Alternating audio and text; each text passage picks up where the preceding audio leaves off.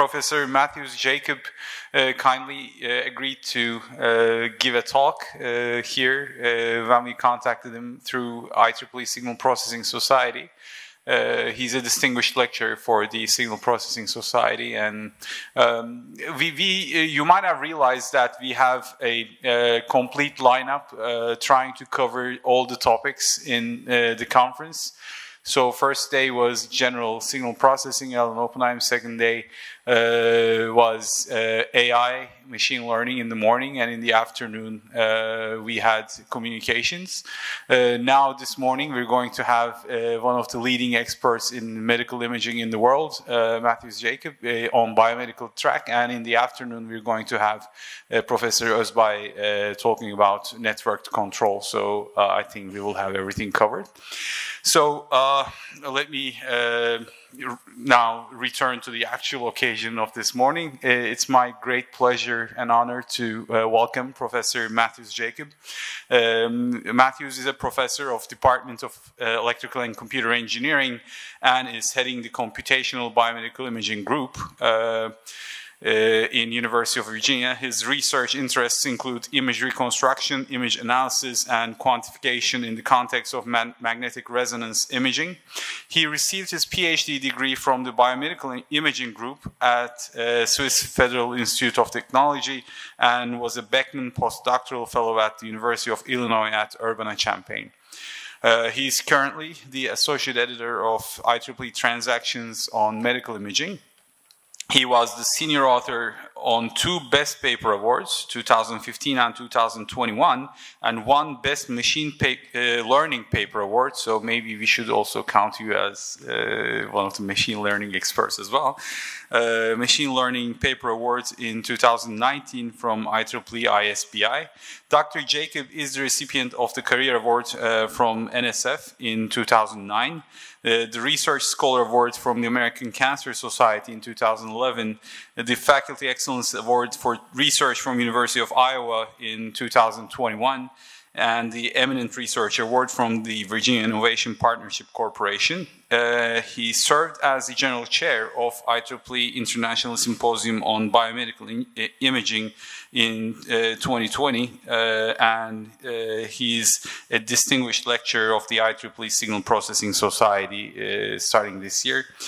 He was elected as a Fellow of the IEEE in 2022 for contributions to computational biomedical imaging.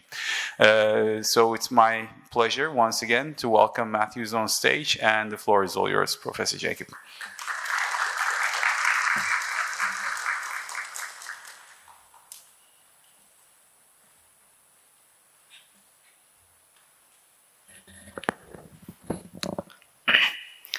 Thank you, Professor Kaya, for that kind introduction. So thanks again to the organizing committee for this invitation. It's my first time in Turkey, and it's a great pleasure to be here among the signal processing audience here. I mean, I was pretty impressed by the country and, like, you know, the beautiful beaches and so on, so I really enjoyed it. I wish I had a little bit more time, or maybe I should have budgeted a little bit more time to enjoy this fully. So today I'm going to talk about computational MRI in the AI era. So I don't know whether you can see it from there. I mean, I worked hard on this background. You know, I basically was thinking about this talk, and I gave the title, and well, I didn't do it. This was ChatGPT. So in a short amount of time, it could create a detailed picture of computational MRI in the AI era. So it made me wonder, so if AI can do such a detailed picture in a short amount of time, capturing the main essence of the talk, then how can we use this to improve medical imaging? Again, this talk will mainly focus on how to use AI to speed up MRI scans. And again, we'll see there will be some differences. For example, you know, in AI, I mean, it can generate beautiful pictures, but maybe the content is not exactly in line with what we're looking for. So in the context of medical imaging, this is a huge concern because we don't want to generate fake pictures or fake images that might have hallucinations. So I'll talk about some of the challenges and some of the opportunities in this field, and I don't have the answers to everything, but you know, I'll probably make a step in the right direction. So since many of you are signal processing experts, I'll just start with why MRI. So MRI is a very powerful imaging modality. So the main benefit with MRI compared to several other medical imaging modalities is that there's no ionizing radiation. It offers exquisite visualization of soft tissues compared to CT, which is basically sensitive to only the bones or some soft tissue contrast. It has a lot of different contrasts and it's very versatile. So just a couple of slides on the basic principles. So in MRI, we use a superconducting magnet. So typically, it's about 60,000 times stronger than the Earth's magnetic field. And that makes it really expensive. It's about $1 million per Tesla. So just the basic principle of MRI. So MRI relies on NMR, which is nuclear magnetic resonance. So when you look at water molecules have hydrogen protons. So when you put hydrogen protons in an MR field, the hydrogen protons will align with respect to the magnetic field, and they start rotating about the magnetic field with a certain frequency called as a Larmor frequency. Now, similar to a lot of different imaging or measurement methods, you excite it using a radio frequency pulse, and the energy is absorbed, which makes the nuclear spin change direction, and then it'll slowly emit radiation, and you can measure it using a receive coil. So this is basically the principle behind NMR. So you can see that the signal is originating from the nuclear spins within our body. So this allows us to spy on molecules with hydrogen and create detailed contrast. So you can see that MRI can be made sensitive to a lot of different tissue properties, including vasculature, function, structure, metabolism, quantitative parameter mapping, and so on. So I talked about how the signal is formed, but I haven't talked about so far on the spatial encoding part. So how is the data encoded? So the data is encoded by playing specialized gradient pulses. So I won't go into the details, but we are basically measuring the Fourier transform of the signal.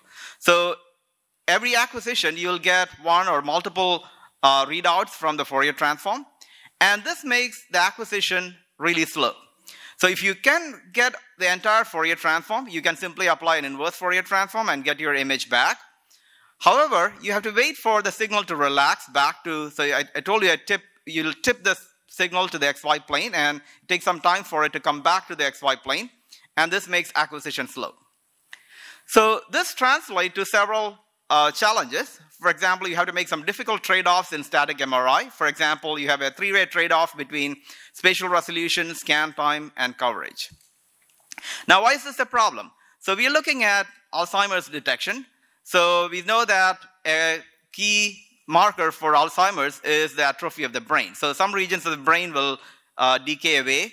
And if you can detect this early enough, you can probably intervene with drugs or lifestyle changes. So now if you look at a typical 1 millimeter acquisition, this is, I'm looking at hippocampus here. So hippocampus is an organ inside the brain, and it has a lot of subregions. So you can see that with a 1 millimeter isotropic scan, you can get into some detail.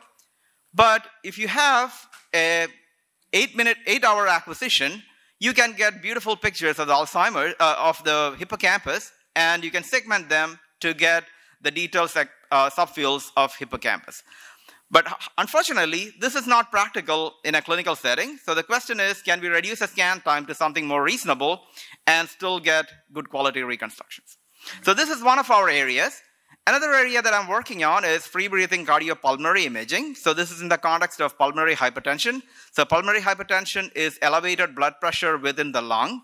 So this can happen due to smoking or other reasons which will cause insults in the lung. And as a result, the heart has to work harder to pump blood into the lung.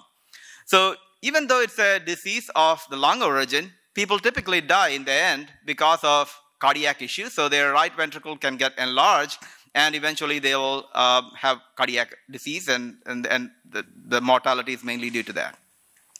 So you can see that there's a lot of lung-heart interaction here, and we are interested in imaging the lung and the heart at the same time. So this makes it really challenging because, both of these organs are moving, right? So the heart is beating, and the lung, as you breathe, the heart moves up and down. So it makes it really challenging to collect the data. So the usual procedure is a breath-held MRI scan. So you ask the patient to hold their breath, and you combine the data from multiple heartbeats to get a reconstruction. Unfortunately, when we're talking about pulmonary hypertension patients, many of them cannot hold their breath, which makes it really challenging to collect this data in these subjects. And again, we are interested in imaging the entire thorax, and if you're collecting the data by using multiple 2D scans, this is going to take a very long acquisition time. So just to talk a little bit about my research, I had been focused mainly on algorithms to speed up MRI. So we had some shallow learning methods such as compressed sensing and blind compressed sensing, and we moved on to deep learning and diffusion flow models, using all of those to improve the acquisition and reconstruction.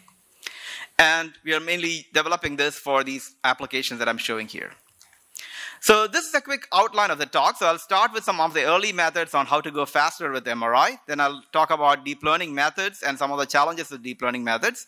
Then I'll talk a little bit about plug-and-play energy models, which will be the main focus of the talk today.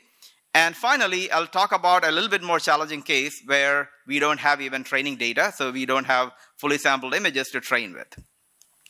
So let's start with compressed sensing. Many of you are familiar with compressed sensing. So the goal here is to go fast by cheating, or in other words, you're not collecting enough data. So we randomly undersample, and so we have a lot of missing information here. So we solve this, or we try to fill this up by using a convex optimization. So here, X is the image that you're trying to reconstruct, B is the measurements. So you're trying to find an X that is close to the measurements and is sparse in the wavelet transform. So sparse meaning it has very few non-zero coefficients, and tau is the wavelet transform that I denote. So you're basically solving this optimization, and this gives images that are pretty close to the original. So these methods can be thought of as iterative denoising. So you have a likelihood term, which is basically telling you how good is the data fitting to the measurements. And we have a prior, which tells you how good are the images or how sparse the wavelet coefficients are. So typically, this is solved by using an alternating minimization. So you alternate between a denoising step, which is a wavelet transform, and then you shrink the smaller coefficients.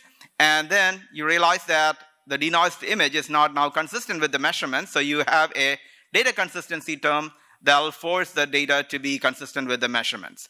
And then you kind of alternate between these two steps until convergence. So this was the state of the art before 2016.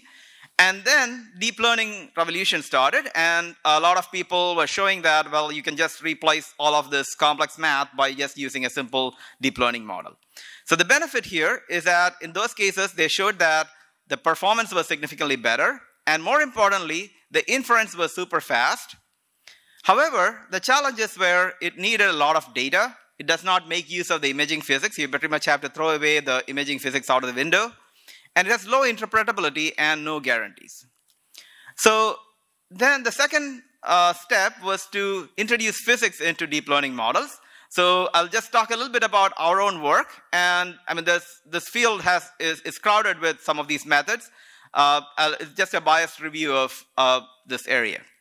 So here, we are inspired by compressed sensing, and we solve the problem exactly in the same way. So we have a data consistency term, which can be thought of as a likelihood.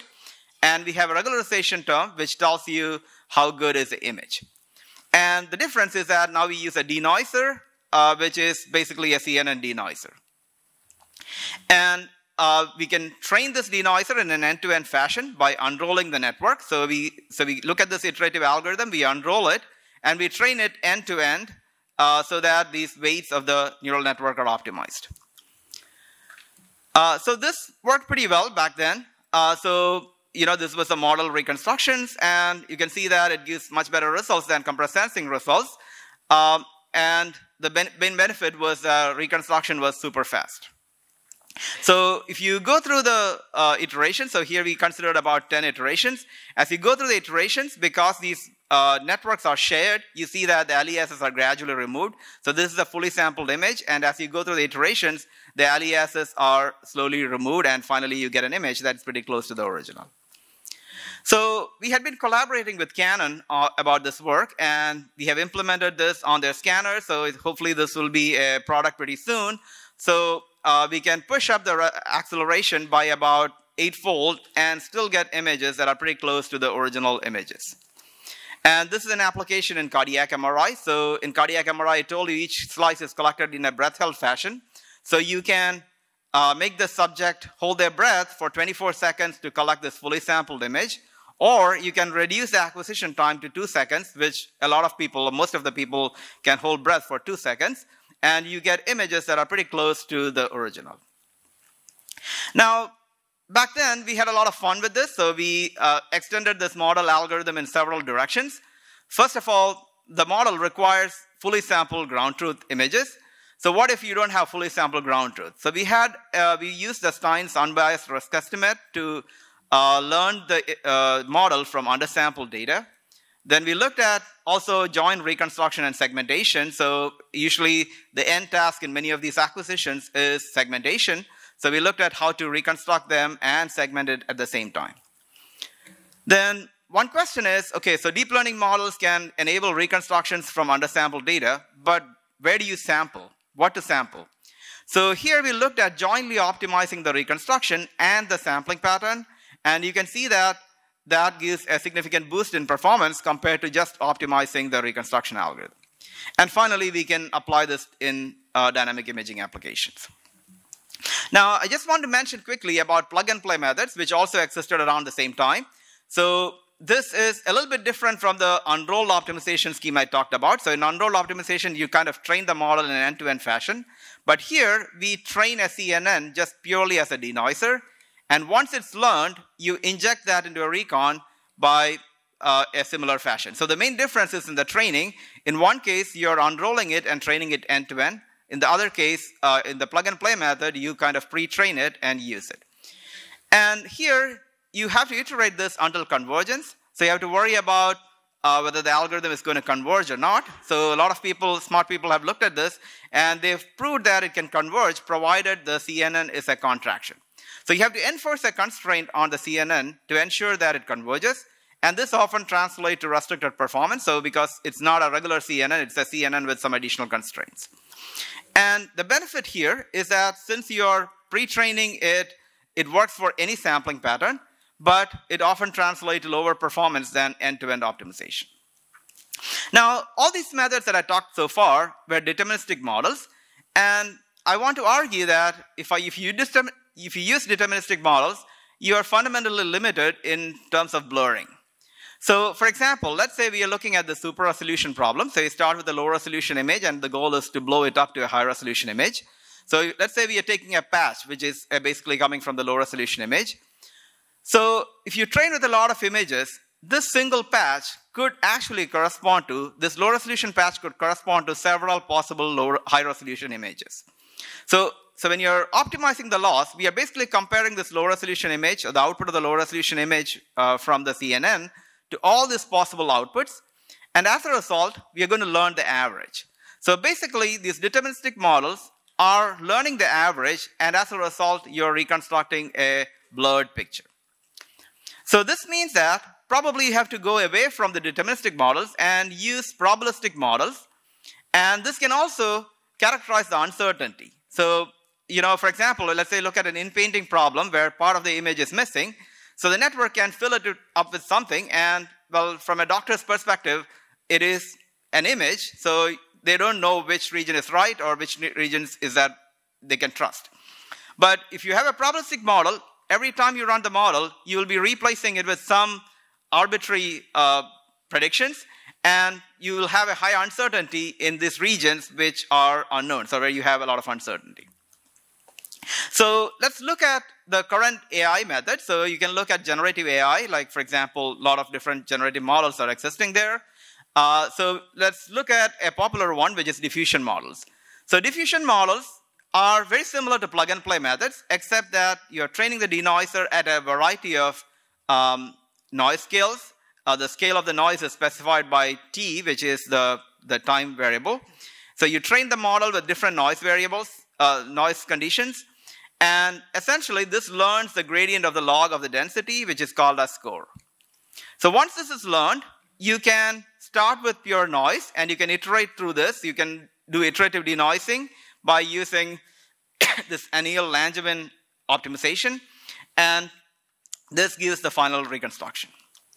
So this is actually a nice way of going from a prior distribution, for example, pure Gaussian, to a prior distribution. So how can we use this in an image reconstruction setting? So previously we were looking at prior sampling. So in prior sampling, we just generate arbitrary images, but we are not interested in that. We are interested in generating images that came from your brain when you are in the scanner. So we have to, so very similar to plug and play methods, we have to add an extra term. So if you ignore this extra term, it's become standard diffusion. So you have to add an extra term to guide the reconstruction to the desired image. So basically this is enforcing data consistency. This is basically the log prior, and when you iterate it, you get images that are consistent with the measurements and at the same time are good from the prior perspective. So when you do this optimization or when you do this diffusion generation, you can generate a lot of different samples, and these samples could differ in PSNR, or it can also differ in image content. So here's an example coming from this paper. So basically they ran diffusion models for multiple number of samples and averaged them. So they're basically approximating the MMSE estimate. So if you have only one sample, the MMSE estimate has a low PSNR. But if you have a lot of samples, around 10 samples, you get a good PSNR, which is pretty comparable to a map estimate. So this is the MMSE estimate. So now you have 10 samples. You can characterize the variance, which is basically the uncertainty in the estimate. And shown here are the different samples it generated. So you can see that they look pretty similar, but they differ on the edges, mainly because the MRI data is collected in a low-pass fashion. So the main challenge with this method is the high computational complexity. So you see that we need to run about 300 iterations, and not only for one sample, you need to generate multiple samples so that they can be averaged. So this is usually unaffordable in a medical imaging setting. So you usually want to get the images out of the subject while they are in the scanner itself. So the question is, can we somehow speed this up, or can you come up with a better algorithm that can offer samples in a short amount of time? So let me just quickly summarize the current MRI methods. So we looked at compressed sensing. So it is computationally efficient. It does not afford a probabilistic measurement formulation. It is universal. This means that you just need to have a single algorithm that works for all different settings. Its image quality is okay, but it has good convergence theoretical guarantees. Plug and play models, it doesn't afford probabilistic measurements, but it can give you reconstructions pretty fast, similar to end-to-end models. These two models does not give you probabilistic sampling, and diffusion models can give them, but it's not computationally efficient. So there are pros and cons with all these different methods, and our goal is to come up with an algorithm which has probably green marks everywhere.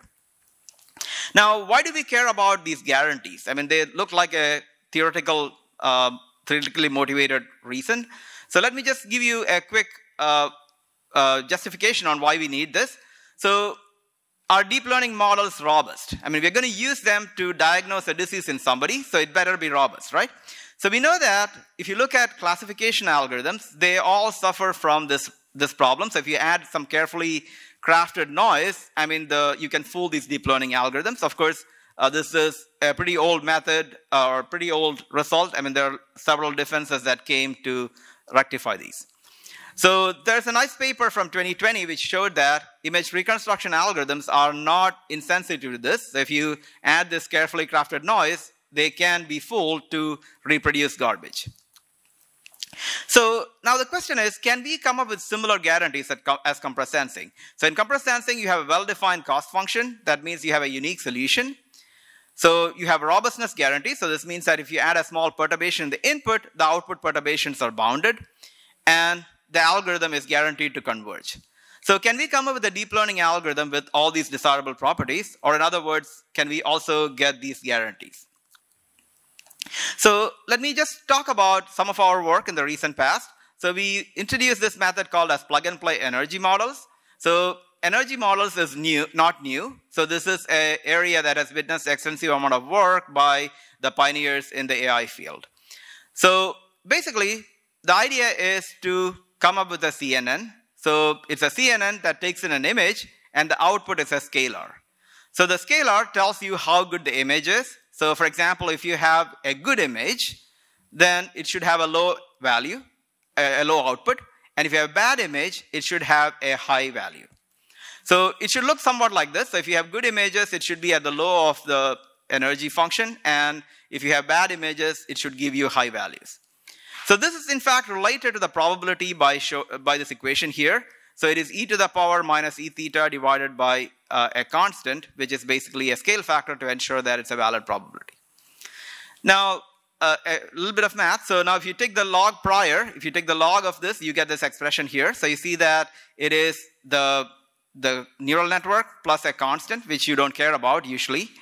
And if you take the score, which is a gradient of the log prior, you basically get the gradient of the energy. Now, how is this useful? So once you have this model, you can use it to generate samples. It's very similar to diffusion models.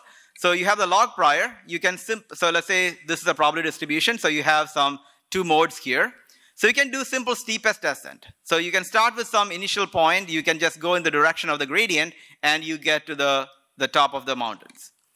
However, that'll just give you the map estimate, or that'll only give you the maximum of the probability. But if you add some additional noise, you just make a step, and then you add a little bit of noise, and you keep on repeating this. So this is basically Langevin sampling, and you can see that it'll converge to some samples that hover around the mountaintops, and this will give you a probability distribution. So you can see that it inherits a lot of the nice properties of diffusion models, but it also has some other, it'll also overcome some of the disadvantages diffusion models have. So the good thing here is that you can train it in multiple different ways. The first one is a maximum likelihood training. I'll skip the details in the interest of time.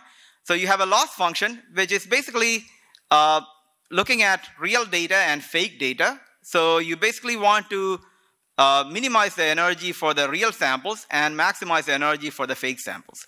So in some sense, it looks almost like GANs, or generative adversarial models. So you have an energy model that tries to maximize the energy on the fake data and minimize the energy on the real data. So the only difference is that the energy model is used for the generator as well. So in a GAN, typically you use a generator and a classifier, but here both of them are built from the same energy model. Now, this was the popular method for a very long time, and however, this has some disadvantages. For example, this requires a lot of Langevin sampling, which translates to a long training time, and this also translates to instability and mode collapse. So the second approach, which is more popular now, is based on denoising score matching, which is the same idea used in diffusion models. So you basically, let's say you take the high energy sample, you add a little bit of noise, then you retrieve the x from, you see that this is the direction of the gradient in which you have to move so that you get back to the high probability samples. So the Tweedy's formula tell you how to get there, and from there you can train this energy model. So when we train it this way, you basically get an energy that corresponds to a smooth probability density of the original image. So why do we care? Okay, so this has all of these nice properties as diffusion models. The benefit here is that diffusion models require an expensive integral to evaluate the log prior, whereas it comes for free in energy models. So you just feed in an image, and the output of the neural network is basically the log prior. Whereas in diffusion models, you need to compute this expensive integral to compute the log probability. So we are mostly done. So now we can take this learned model and inject it in a reconstruction setting, as shown here, very similar to a plug-and-play model. And now we have a well-defined objective function, very similar to compressed sensing. So this means that we have guaranteed convergence. You don't need contraction constraints, which translate to improved performance. And we can add some additional features, which I'll talk about shortly. So we did all of this work, and we just evaluated the sensitivity of the algorithm to initialization. So we ran the algorithm with different initial guesses. So this was just a zero-fill reconstruction. This was with just the original image, and this was just with a random initialization. We see that all of them give very different results because the learned energy is not guaranteed to be convex. So every time you run it with a different initialization, it'll give you a good result, but it's probably a local minimum. So here, this is also a common problem with non-convex compressed sensing methods. So here, in the context of non-convex compressed sensing, people typically start with a smooth cost function and gradually make it non-convex. And this is basically the same idea we use too. So we start with a multi-scale energy model. So we are basically interested in learning the original log probability. So we start with a very smooth function by adding a lot of noise and train the energy model. So we do the optimization there, and once it has converged, use that as initialization for the next step and keep on going. So when we do this multi-scale energy model, which is called as explicit Mathews, we see that the method becomes very insensitive to initialization. So all of these cases converge to exactly the same result with only decimal point differences in the final PSNR. And their errors are also matching. So now this method works, but it has some challenges very similar to diffusion models. So we know that diffusion models, you have to tune the schedule to get good or fast convergence. So likewise, we have to tune the scales that we use to get good convergence. So to overcome this, we introduced a method called as implicit multi-scale energy. So here the idea is to train the energy model simultaneously at all different scales. And so the learned energy can sample images. So this is basically a prior sampling. So if you just start with noise and iterate it, it'll generate images very similar to diffusion models. And the good thing here is that the output of the energy model tells you how far you're from the image model. So let's say if you have images lying on a manifold, you give an image and a noisy image, and the output of the network will tell you how far you're from the image manifold. And so we took this image, added some noise to it with differing variants, and when you change it, you see that it's a nice quadratic function. Okay, so how do we reconstruct? So we basically, again, we have a single energy model, so we can just solve this optimization problem by using any of the algorithms, and they're all guaranteed to converge to the local minimum. So this means that we can denoise at all scales, so you don't need any scheduling. So any algorithm, so if you look at the IMUS algorithm, which is shown in blue, so it converges pretty rapidly. So like in around 10 iterations in this case, when you are initializing with random initializations, and when you do the sense initialization, which is basically a least square initialization, it converges even faster. So this method is super fast compared to diffusion models where you need to run hundreds of iterations. And in all these cases, whether it's random initialization or sense initialization, you converge to the same final PSNR, which means that it's insensitive to the initialization. So here are some results. So we compared our method against a lot of these methods. So you know that when you have to get a paper accepted these days, you have to compare with all the different methods, right? So here is an end-to-end model. So this is the end-to-end model that I talked about earlier. And all of these are plug-and-play methods.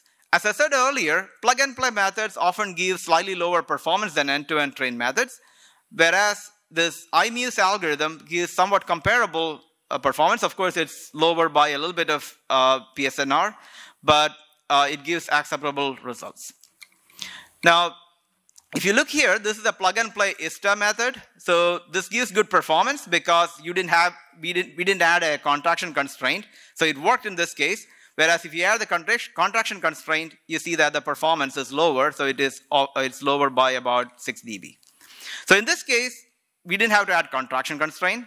But when you push up the acceleration, so you see that these methods start to fail. So you see that the algorithm doesn't converge. So you see a bright spot there, and here it's pretty drastic. So you need this contraction constraint to ensure that these plug-and-play methods converge. But when you add the contraction constraint, the performance suffers. Whereas the IMUS method, you get somewhat similar performance.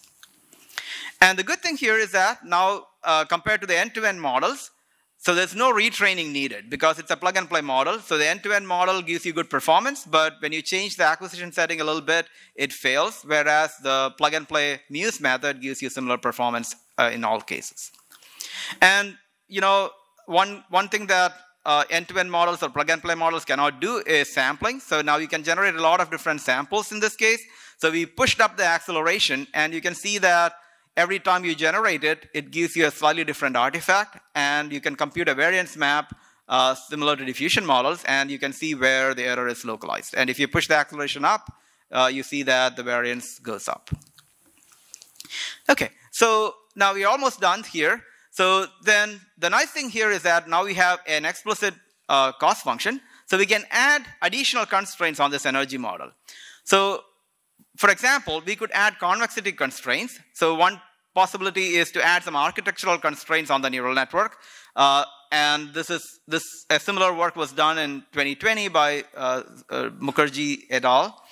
And here you have an architectural constraint, and this often gives you guarantees, but at the expense of computation, at the expense of performance. So our approach is to restrict the energy as not fully convex, but it's locally convex in a delta tube around the image manifold. And so we have a local convexity cost, and this actually gives you all the nice guarantees the other method can give you. So you can give convergence guarantee, you can get robustness guarantee, and again, so how do we determine this delta? So you basically choose it as a least square, you just do a least square reconstruction by choose a worst case delta from there. So let's look at the results. So we see that by adding this additional constraint on the energy model, we get a convex cost function. And compared to a non-convex cost function, we see that it is relatively more insensitive to noise. So as you're adding noise to the input, you see that the non-convex method degrades pretty fast compared to the convex one, which shows a little bit more better performance. And we added a constraint. So the question is it going to be worse than Muse? So you see that we take a slight performance hit, but the benefit we get over Muse is the improved robustness. And by contrast, when you use a architectural constraint, the ICNN gives significantly worse performance. Okay, so finally, when we look at all these different models, I told you that many of these models have disadvantages.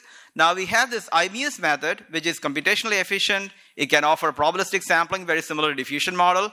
So it's significantly faster than diffusion models. It is universal, so this means that you don't need to train a different model for each acquisition setting. It can give you reasonably good image quality, probably a little bit lower than the end-to-end model. And it also have convergence guarantees very similar to compressed sensing, which none of the other methods have. And okay, so this was all about reconstruction. But the nice thing is that you can use these same models and apply this for image segmentation.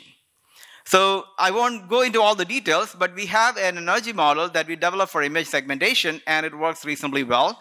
And we get a comparable runtime compared to a simple NN unit, but we have better performance and robustness compared to NN unit. So the main takeaway message is that these models are pretty generic. So once we formulate the problem, we can apply this to a lot of different imaging problems, including image reconstruction and segmentation. Okay, so I talked about plug-and-play energy models, and we got an algorithm with a lot of desirable properties, but the performance was a little bit lacking compared to end-to-end training methods, where you were optimizing the algorithm for a specific acquisition scheme. So can we also train this in an end-to-end fashion? So I'll probably go a little bit fast here. So our motivation is that the end-to-end method offers improved performance. So can we train the energy model also in an end-to-end fashion? So if you look at current end-to-end methods, they require algorithm unrolling. So this means that you have a high memory demand. So it basically gives you a map estimate, but it won't give you a cost function that you can optimize. And it's highly sensitive to model mismatch. So you make a small perturbation in your sampling pattern, the algorithm could give you bad results. So we introduced this deep end-to-end posterior energy, where we kind of learned this in an end-to-end fashion. So we use this maximum likelihood training method. So we basically generate the samples by using an unrolled algorithm. And then we try to minimize the energy on the true samples and maximize the energy on the fake samples. So here is the results from the end-to-end training method. So this is the Muse method, which is a plug-and-play method. These two are end-to-end methods. So this is the end-to-end deep learning method that we introduced, and this is something that is in the literature. So we see that by training it end-to-end, you get a slight improvement in performance. So you can probably also appreciate it from the improvement in image quality. So you see that, I don't know whether you see it from there, but the Mathews method shows some increased noise amplification at a high acceleration rate, whereas the deepen method kind of suppressed it. And of course, this is at even higher acceleration, and you see that the plug and play is starting to fail here. The end-to-end method still works well. So one question is, why does this end-to-end method work better than a plug and play method? So we saw that in the plug and play method, we were just training it to suppress Gaussian noise.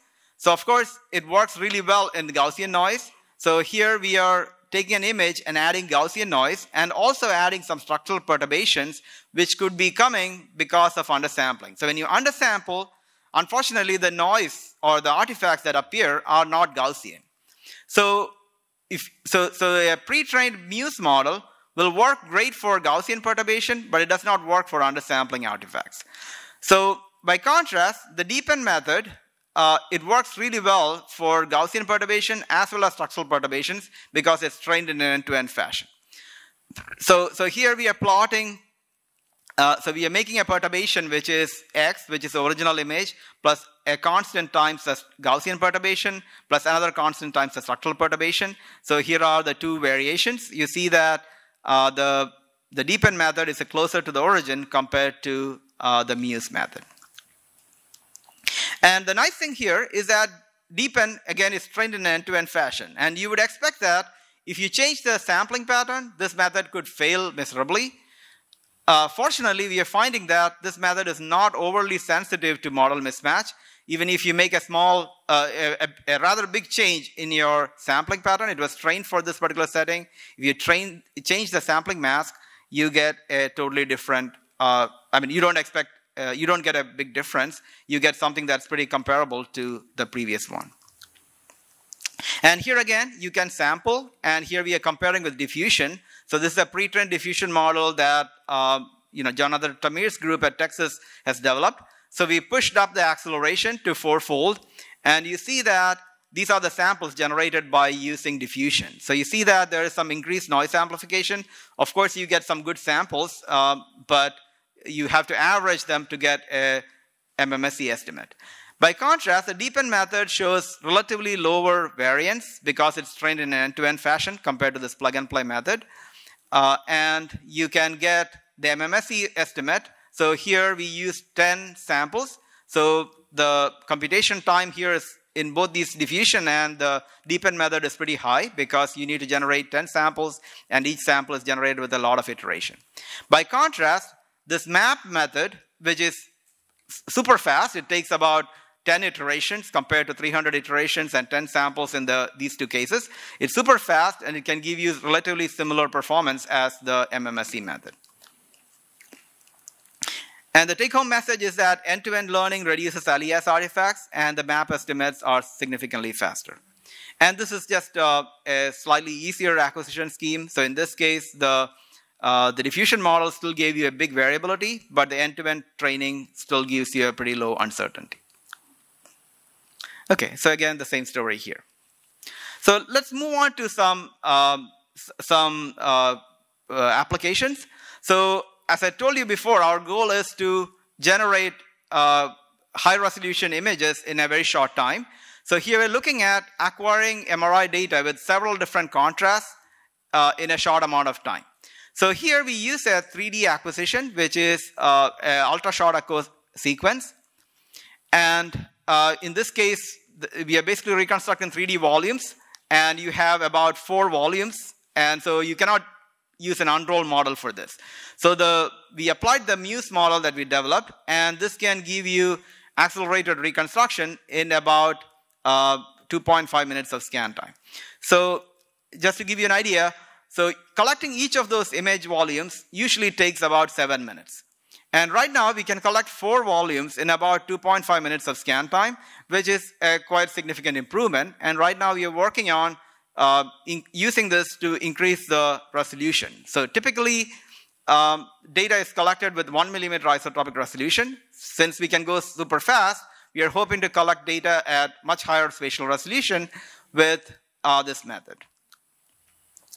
And another problem when you're collecting high resolution data is motion, right? So we are working with a group of pediatricians imaging babies going from 2 days, and they basically are tracking the babies as they grow older. So as you can imagine, keeping the baby still is not easy. So we developed this method, which is basically a motion compensated method, again by using this Mathews algorithm. So this is basically a volunteer, it's not a baby. So this is where the volunteer held still, and here this is increasing amount of motion. So when you do the motion compensation using this method, you can see that you get acceptable image quality even when the volunteer was basically dancing inside the scanner. Okay, so let me see how I'm doing. Okay, so I can probably take another, Okay, I'll take maybe another 10 minutes. So, so all these methods so far I talked about where we were having fully sampled ground truth data to train a deep learning model, so we can train it in multiple different ways, and different algorithms can give you different performance. But what if you don't have training data? So a lot of the work in current MRI is in this regime, in 2D sampling, when you have a lot of training data. But when you go to higher dimensions, when you have 5D problems, let's say cardiac imaging or brain imaging, it's almost impossible to collect training data. Right, so you cannot collect a 0.5 millimeter isotopic resolution data in a fully sampled mode because that will take hours of scan time. And the other problem is that this method usually cannot fit well on a GPU. So how do we come up with algorithms for these regimes when you have large training data sets which are impossible to collect, you cannot fit on the GPU, and on top of that there might be a lot of different contrasts.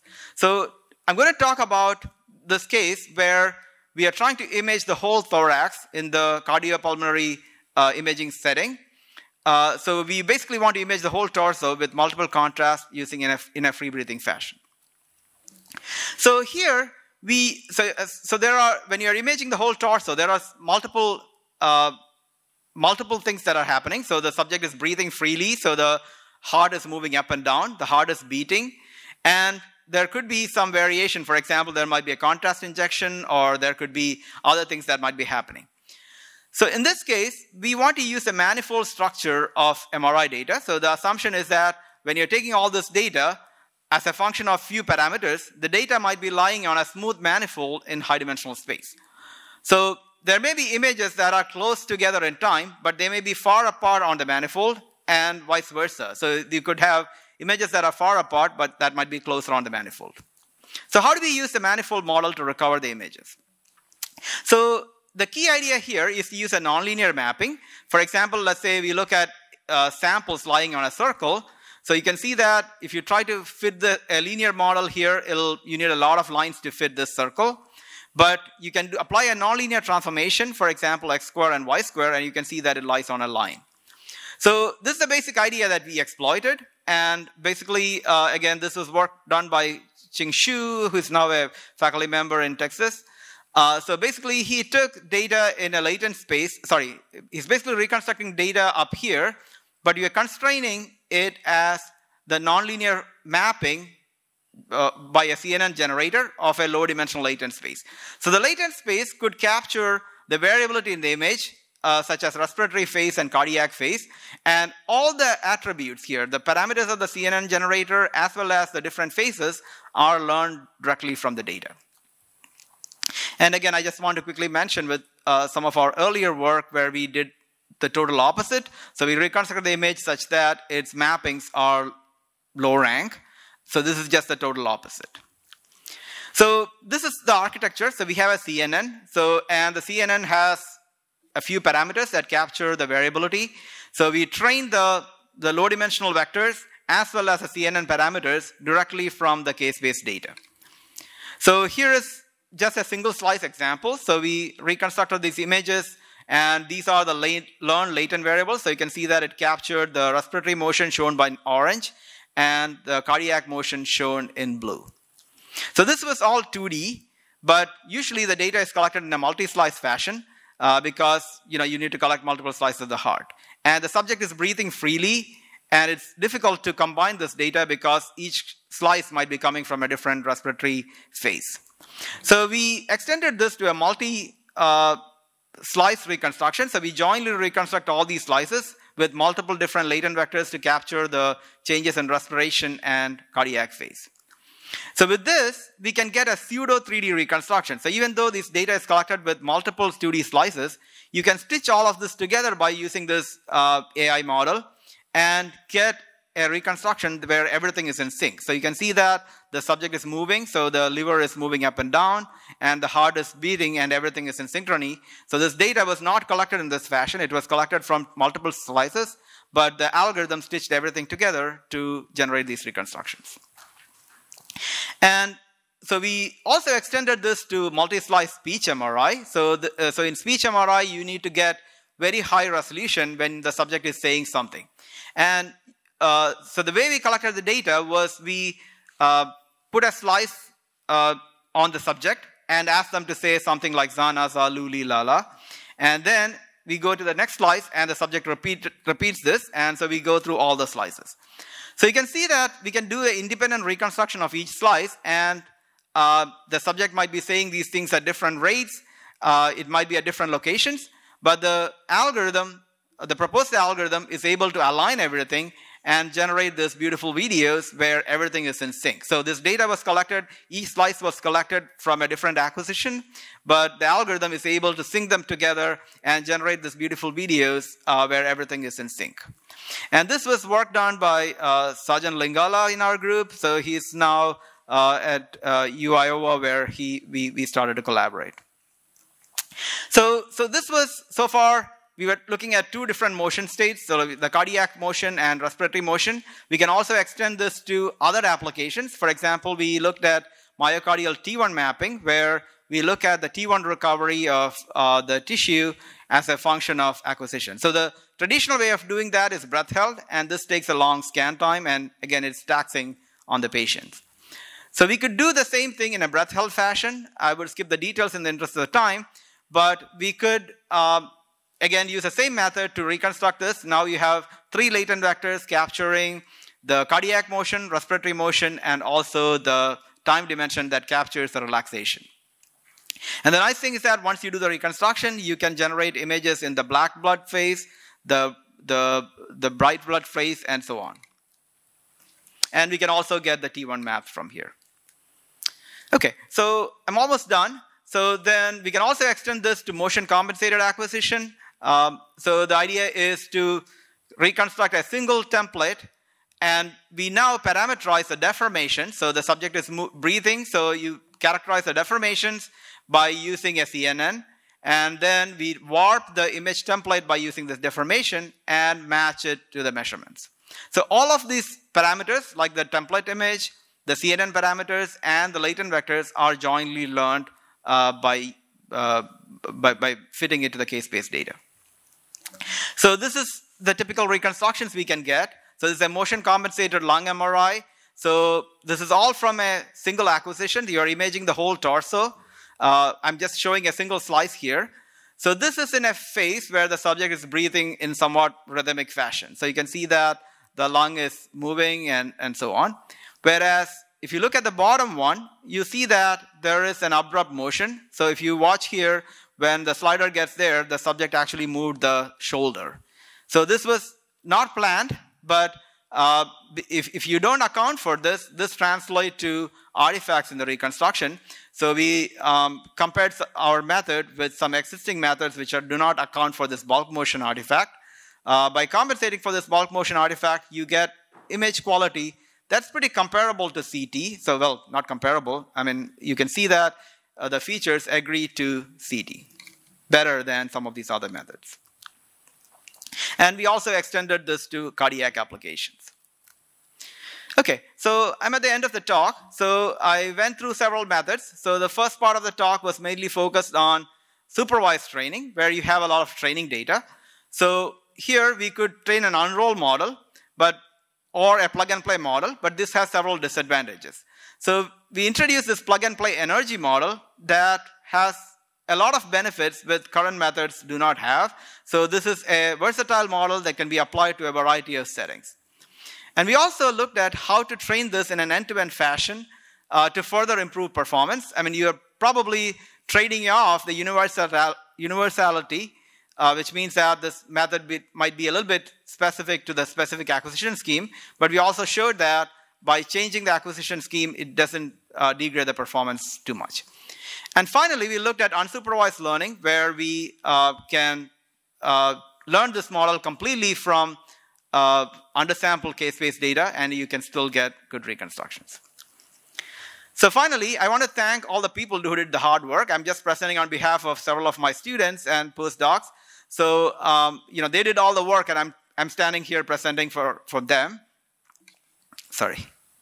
And I'm really proud to have worked with a lot of great minds that really push the boundaries. And again, I'm looking forward to working with more students, and we have a couple of openings. So if you're interested, please let me know. I'll stop here in the interest of time. Thank you.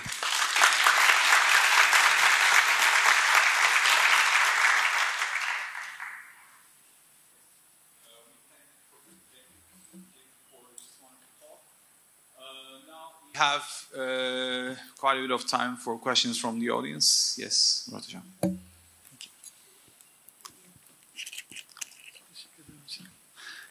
Thank you very much for this excellent presentation. I'm wondering that I think also, I mean, here is the teaching medical imaging. I think you use just the case space, because I'm seeing some matrices in complex conjugation and complex matrices. So we can't use, I think, the real, because the medical faculties, they give us just the limited data. They don't give us the case space, raw data. Is it applicable, those algorithms, to the not raw case space data? My second question is about the P norms. You use the different energy levels. If you change the P norms, and is it possible to create an orthogonality to create the different P 0.1, or for example, P 0.2, each P norm, I think, corresponds to the different energy norm. So can we decompose the medical image into the different energy levels that are orthogonal to each other? So this is just my questions. Thank you.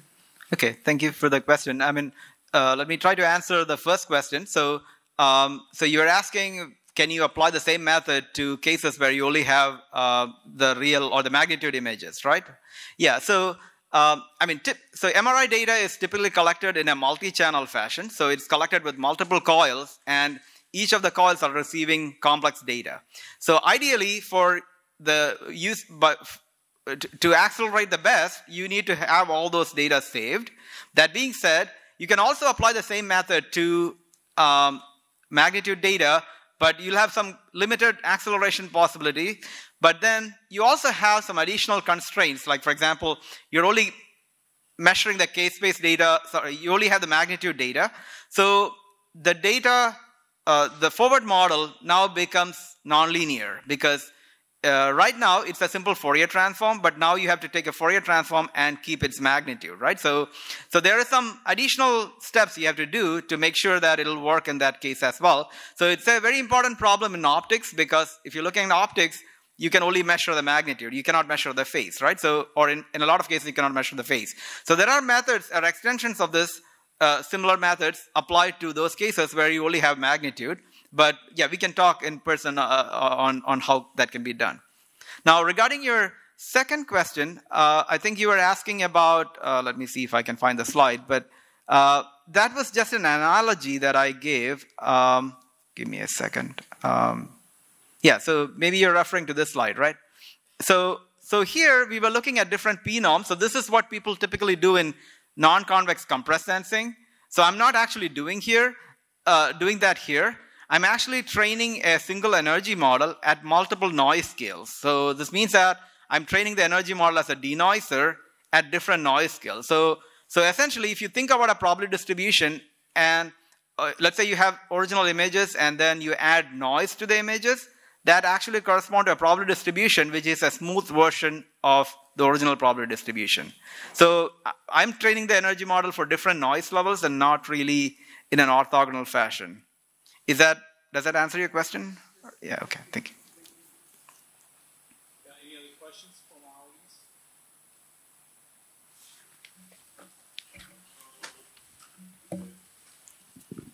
Specific MRI imaging images needs specific methods. For example, cardiac imaging or brain imaging needs specific reconstruction methods. For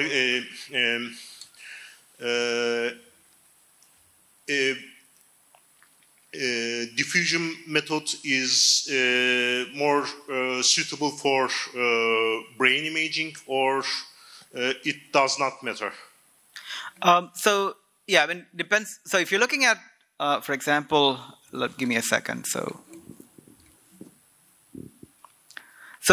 I mean, here we used the same model, an end-to-end unroll method, for both brain images and cardiac images. So it's exactly the same algorithm.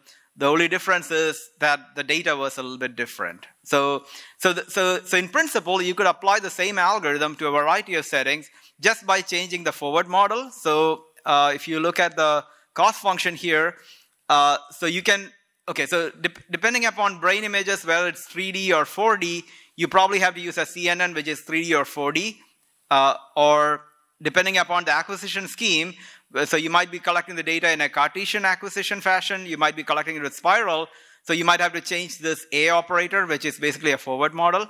But apart from that, the architecture of the algorithm is exactly the same. So you can use diffusion models, but probably have to train it differently for cardiac images and for brain images. Is that? I have one more question. Do we have a better metric to measure the quality of the reconstructed image instead of PSNR? Yeah, that's a very good question. I mean, I don't have an answer. I have a lot of answers. I mean, like, you know, there is SSIM, there is blind metrics, there are a lot of metrics, but again, none of them are good enough because these are all characterizing an image by just one number. And of course, if you compress all that information into one number, you have to give something else. I mean, you have to give away something, right? So it is, I mean, people look at different metrics like LPIPs or other metrics, but again, there's no good answer there. I mean, I can probably give you a lot of examples and people use different metrics. I agree, PSNR is not the best metric, but other metrics have deficiencies too. Right.